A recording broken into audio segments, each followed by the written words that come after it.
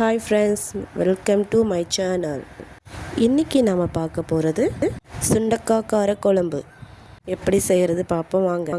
சுண்டக்காவை ரெண்டாக இடிச்சுக்கோங்க.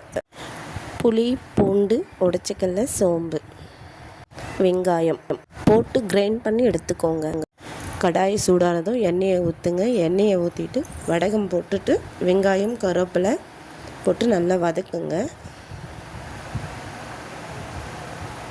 நல்லா வதக்கிட்டு இடித்து வச்சுருக்கோம் இல்லையா சுண்டக்காய், அதை எடுத்து போட்டு அதையும் வதக்குங்க. நல்லா வதக்கின பிறகு தக்காளி போட்டு நல்லா வதக்குங்க.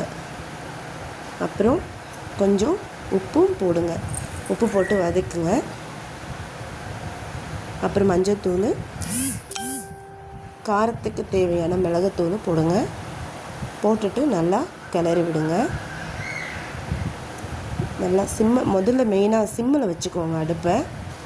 அப்புறம் நம்ம அரைச்சி வச்சுருக்கோம் இல்லைங்களா, அந்த மசாலாவை நம்ம இதில் ஆட் பண்ணிக்குவோம்.